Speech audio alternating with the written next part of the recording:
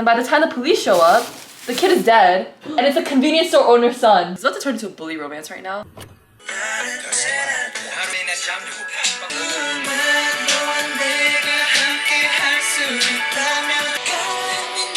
my god. Good morning, everyone. Thanks for vibing with me. As you can probably tell by my last name, which I happen to share with probably at least 30% of the entire Korean population. It's about time that I dedicate a video to our national mascots. Also in dedication to my roommate, who is a closeted BTS fan, and my older sister, who, weird flex, has been like the biggest BTS fan ever since their debut. Like, I am going to be spending this week reading books that have been recommended by BTS, 방탄소년단. When I was on Goodreads, I found this Goodreads list. I think it's called BTS Reads. If I can like find it, I will like link it in the description. But someone on Goodreads like just compiled all the books that have been recommended by members of BTS and put it into this Goodreads reading list. I'm gonna be reading books from that list for this week because I thought it would be fun. Obviously, I'm Korean, so BTS flows in my lifeblood. It's actually the first week of classes for me this week too, so I'll take you guys along for that. I pretty much just wanted to do this so that I could make this week a little bit more fun because I have to go back to classes. I think what I'm gonna start off with is actually reading The Ones Who Walk Away from Omelas by Ursula K. Le Guin. This is a really famous short story, so I should be able to get it done in no time. I've actually already read it for my like grade 12 philosophy class. So Philosophy Kings for reading this, but I will reread it. Also Almond, which I've also heard about and I definitely want to read. I have no idea what it's about. This one is a translated fiction. Oh, I also have one of the books. If anyone's curious about who I like, actually take your guesses down below about who you think my favorite member of BTS was. But anyway, The Alchemist, because it is also on this list and I have been wanting to read this, so take you guys along to classes with me. We're gonna read like BTS. Hi everyone. This is on theme with the theme of this vlog. I made bibimbap nudes pretty much. Maybe I'll start reading this while I eat. The Alchemist. Oh, actually, I don't know. This has gochujang in it. This book is about to become real crusty if I'm eating. Okay, maybe that's a bad idea. Maybe I'll read something on my phone. Found the PDF of The Ones Who Walk Away from Omelas. It's really short. It's literally like 5 pages. So I'm gonna read that. I'll report back. I just finished reading The Ones Who Walk Away from Omelas. Fun fact about me is that I love philosophy and I took grade 12 philosophy. I love that class. And so to this day, to the people in my life, I ask them, like I explain the story and I like ask them all the philosophical questions about it. Let me just briefly explain what this short story is about. Okay, if you're gonna get pressed about me spoiling a very well-known 5-page story, anyway, this story is basically takes place, it's a made-up city called Omelas. This city is so prosperous. Like everyone in the city is so happy. Like it's like a utopia. Slay girly. Like everyone is living their best lives. Do you believe? Do you accept the festival, the city, the joy? Then let me describe one more thing. In a basement under one of the most beautiful public buildings of Omelas, there's a room. In one corner of the little room, a child is sitting. And it basically goes on to describe like the most horrendous, like the most horrific. This child is sick, in pain, has never seen like the light of day. The terms are strict and absolute. They all know it is there, all the people of Omelas, but they all understand that their happiness, beauty of their city, the tenderness of their friendships, the health of their children depends wholly on this child's abominable misery. At a certain age, every person in Omelas gets told about what the terms are, goes and visits the child so everyone knows. So the question, if you were in the city and you figured out that this was happening, what would you do? The last part, often the young people go home in tears or in a tearless rage when they have seen the child. They may brood over it for weeks or years, but as time goes on, they begin to realize that even if the child could be released, it would not get much good of its freedom. It's too degraded and imbecile to know any real joy. All this stuff, like, oh well, it wouldn't even be that happy. And then the very last part is, sometimes also a man or woman much older falls silent for a day or two, then leaves home. These people go out into the street and walk down the street alone. They keep walking and walk straight out of the city of Omelas. They leave Omelas, they walk ahead into the darkness, and they do not come back. But they seem to know where they are going, the ones who walk away from Omelas. Do you think you would stay or do you think you would leave? I feel like everyone would want to say that they would leave, right? But does that actually happen? Like, you know, like the ignorance is bliss kind of thing? Like, I feel like it puts that under a microscope. There's a lot of like studies and psychological studies done too about like war crimes and how people could possibly do such atrocious, like inhuman things to other humans. The psychological phenomenon of like how you come to rationalize those things is like by dehumanizing them, and like, of course, this is like a fictional, exaggerated version version, but it's not too far from the truth of like communities of people are like extremely harmed for the benefit of other people. Most of the world is like that, and some people choose to ignore it, but then there are some people who choose to walk away. To me, that's like what this story is, and that's why I love this story so much. BTS Kings, good taste. Okay, I have work for the rest of the night, but I think I'm gonna try to start either this or almonds. I'll let you know, but I'll probably see you guys tomorrow. Everyone, I need to go to the grocery store because I need my morning oatmeal. Kind of chilly outside. Also, I have a New Year's resolution to dress nicer when I like go out and go to class. But I'm not going to class right now, so it's okay. Here's a grocery haul that nobody asked for. I'll talk to you about my books as I get my life sorted out. I have ingredients to make salad, which I'm gonna do. Parsley, lemon juice, red wine vinegar, romaine lettuce, chickpeas, I have quinoa, onions, apples, peppers, 1 red onion. Okay, and of course I have my oatmeal. Chicken burgers. Not to make burgers, just because I want to eat these. Yo. I'm so sorry. Oh my god, I'm so sorry. I'm sorry. It's so embarrassing. It's not that embarrassing. That wasn't one of the weirder entrances you had. How much water did you put in? Oh, I can put more. Anything for you. My roommate came in and we started talking. Mentioned the Bee Movie, and fun fact, can someone confirm with me of whether or not there's a movie called The Ant Movie or if it's just A Bug's Life? Because that movie is actually so traumatic to me that I can't watch any like bug-centered animated movie because I'm scared that it's gonna be that movie because it was so scary to me when I watched it as a child. It starts with like a war or battle scene and it's like so traumatic. Like, oh my gosh, it's so traumatic. I'm cooking and I'm chopping up vegetables. I'm making it in this kimchi container, as I should. Oh my gosh, my quinoa. Okay, I started both books yesterday. I started The Alchemist and I started Almond. So I basically got a little taste of both books. Kind of figured out what they're about. The Alchemist, I think is, first of all, it's like a really well-renowned like classic that many people have talked to me about before. Our main character, he's like a shepherd. I don't know what a shepherd is. But anyway, something about gypsies. He meets like a gypsy woman. That's pretty much all I know. I honestly don't know what happens. I think he's like in love with this girl, but I also don't really know what's happening with her or like if he's gonna see her again. I honestly don't know anything about what's happening. And then I started reading Almond. It's basically about our main character. He's like this boy, Yoonjae or something like that. And I'm picturing him as 여친구. I think I just am picturing him because he was like a really famous like child actor in Korea. Like the character is a child at the beginning of this book. Because of that, I always just default to him, even though he's literally older than me now. But I feel like I always just knew him as a child actor. He has like this condition called, this long word, starts with an A, has an X in it. You basically like have trouble identifying and expressing your emotions. Oh. Not another roommate. Okay, you can go. Okay.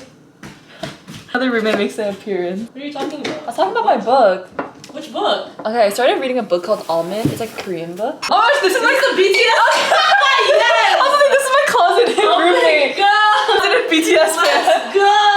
He can't like identify and like express emotions because there's something wrong with his amygdala, which you know what amygdala does. Oh, totally. It's emotion, yeah, emotion regulation. Okay, yeah. We're being so like, hey STEM girlies. Hey STEM girlies. Let me chop the parsley. And I was explaining like the opening scene. He's like literally like 7 or 8. He's like, he literally had not smiled like ever, like since birth. Oh. And his mom is like, oh, is this normal? And everyone's like, oh, it's like fine. As a kid, he like saw this like boy getting beat up in the alleyway, like getting beat up to death. And he goes to the nearest convenience store and he tells the owner without any emotion, which is so scary. Like imagine a kid, like that's some horror like movie stuff. Being like, there's a family in our driveway. No, ew, so I hate that. And so the convenience store owner was like, hey, stop pulling pranks and saying like scary stuff like that. And by the time the police show up, the kid is dead, and it's a convenience store owner's son. Oh shoot. Yeah, and the convenience store owner is like crying and wailing because his son just died. Yeah, oh my And he gets so mad at the kid and his mom because he's like, you should have said it like in a serious way. Like you should have said it in a way that like would make me believe that it's real. Oh my gosh, no. And he didn't know it's the kid. He has someone with the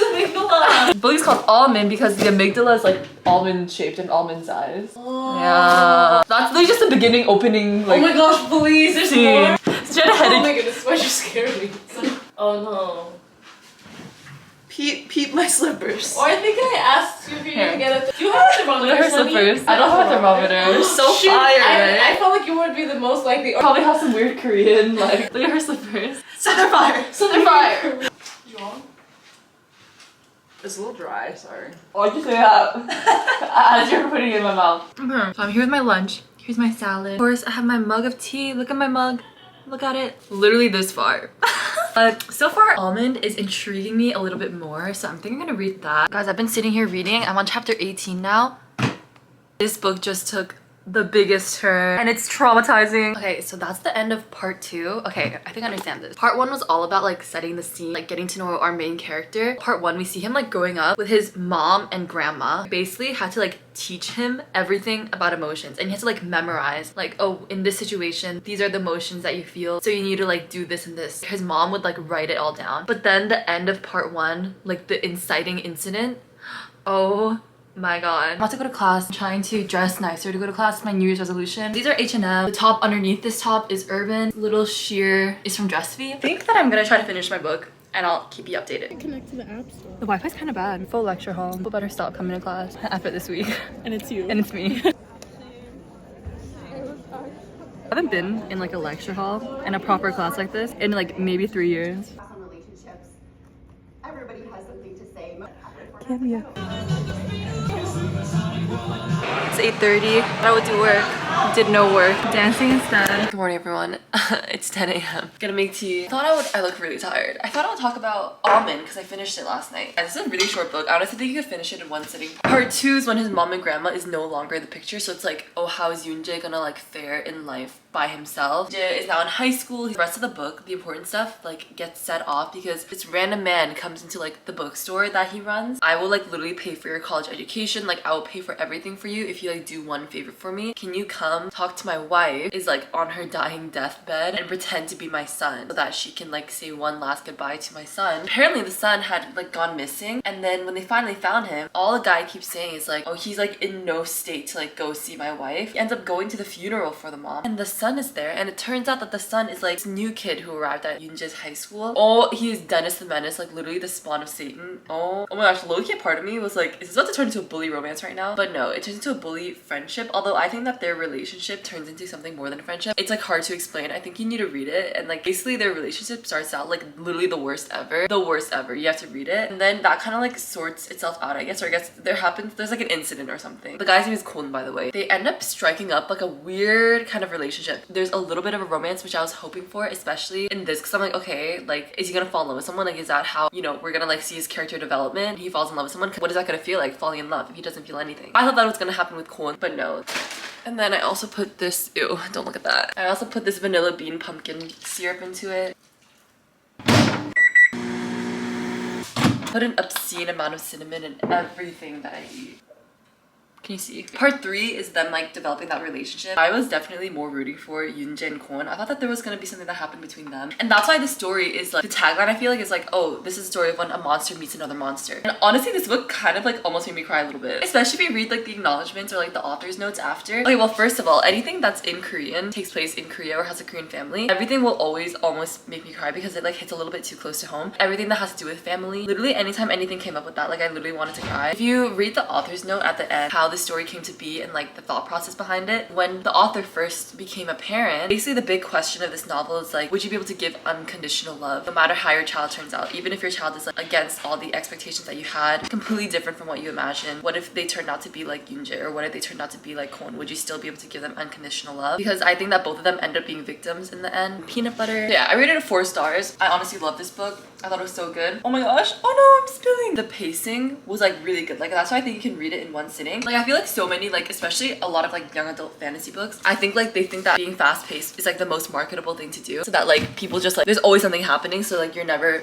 bored, I guess. But I don't like when that happens. Like I don't like when a book feels like that. You don't have enough time to like sit in it and actually get attached. Like you don't have time to like get attached to the characters, I feel like, if that happens. But in this book, I think that the pacing was like so good. It moved so that you were never bored, but it didn't feel like you were being rushed or like things were just happening for no reason. Like you really sat in like scenes and stuff for a long time and like sat inside of his head for a really long time, but like it was never boring. Like it was just interesting. Like I think that's just like good writing and like a good plot and good characters. But I also think I'm just biased towards like character driven stories, which this definitely is a character driven story. I just came back from the gym. I had a random place to sit and do my work. I brought my book.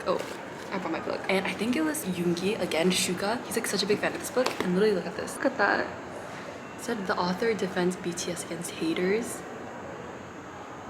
Okay, slay. Okay, also, I don't know what club this is, but they have books here. And it says Do you see that sign? Free bookshelf. I'm eating lunch. I just filmed a video, my book journal video. I want to record the fact that I dressed nicely for it before I change out of this. Oh, the lighting's terrible. No one make fun of me. I think I just got electrocuted when I was trying to put my light in. Of course, I didn't read at all today, but I'm probably gonna spend the rest of the night reading. I think I said that every single night this week, and I definitely didn't do that. It randomly snowed so much overnight. Oh my gosh, what? Kind of running late, so I have to go, but I feel like my outfit came out pretty cute today. Cute, cute. H&M, Urban. This is, I thrifted this. Time to go to class. No one's shoveled the sidewalks, so it's literally all snowy outside. Look.